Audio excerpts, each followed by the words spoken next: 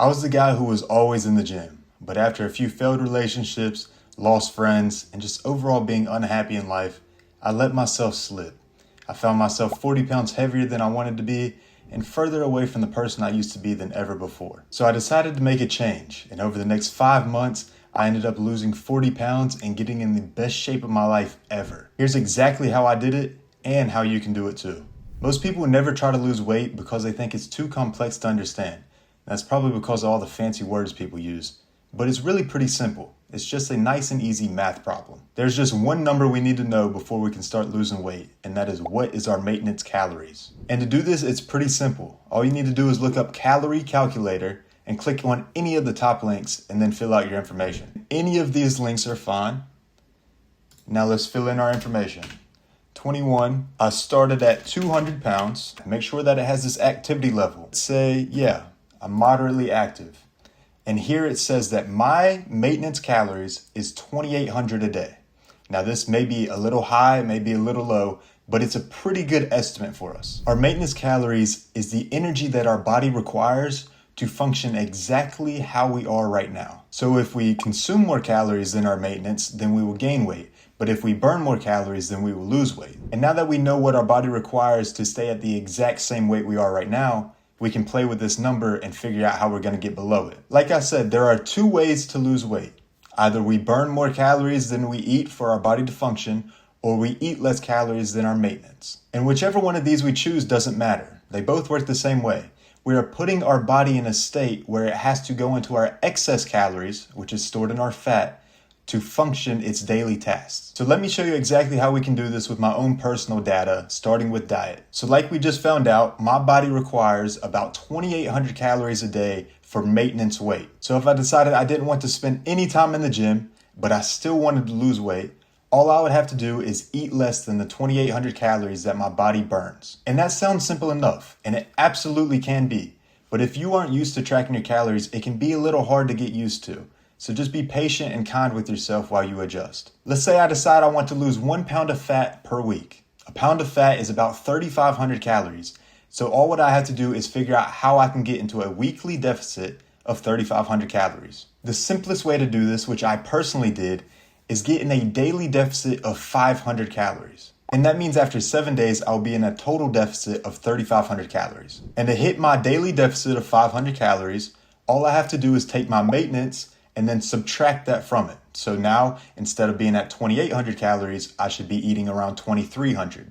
And this can be done through a few easy hacks like zero sugar soda and low calorie options of the foods that you really love. If you're a snacker like me, I found that I really love stuff like popcorn and baby rice cakes or cereal because I can continue to put stuff in my mouth and feel like I'm eating a lot, but it's not that many calories. But if cutting back every single day feels difficult, you can just do 4 or 5 days a week, and the other 2 or 3 days you can eat around your maintenance. So what that would look like for me is maybe during the weekdays I would eat around my 2,300, but on the weekend I can enjoy myself and go up around my 2,800. But whatever diet style you choose, remember you don't have to suffer.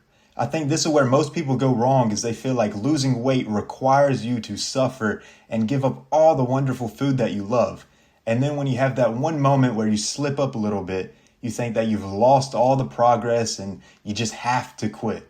But remember, one bad day does not ruin the whole week. If you've been eating in a deficit of 500 calories the whole week, and now on Saturday you eat an extra 2,000, you are still in a 1,000 calorie deficit for the week. So don't get discouraged, but also don't be so strict on yourself. Don't let yourself think that one extra little bite is going to stop you from losing weight.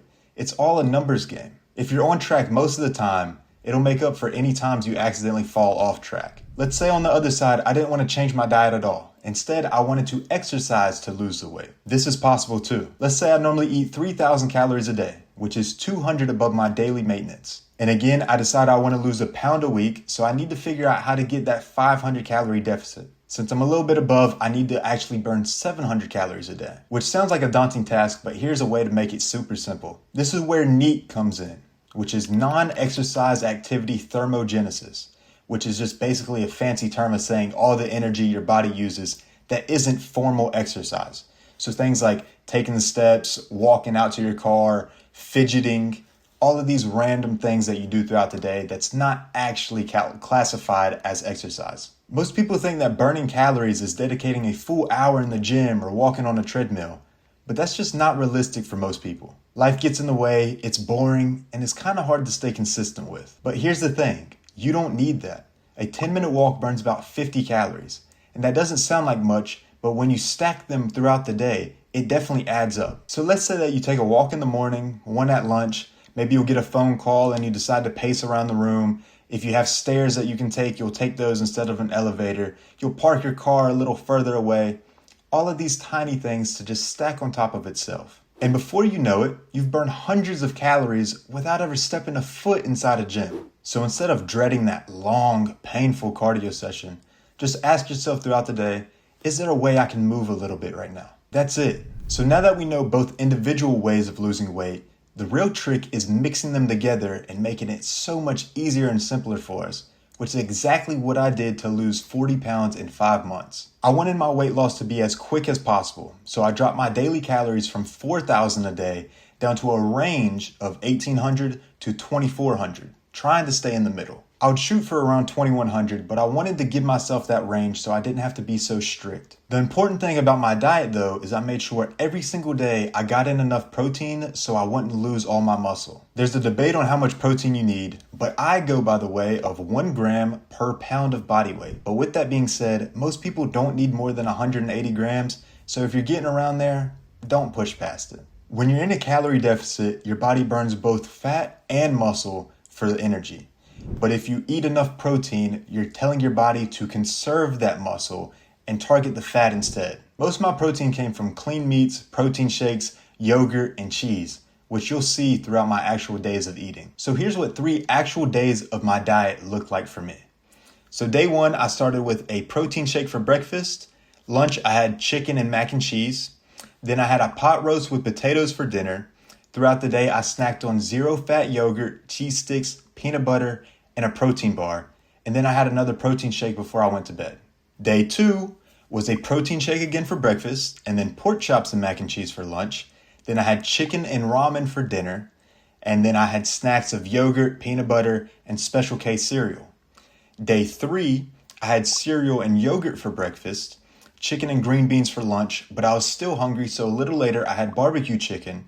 And then for dinner, I had chicken and mac and cheese, and I had snacks of ravioli, a protein shake, and fruit throughout the day. So as you can see, I was still eating normal foods that I absolutely enjoyed.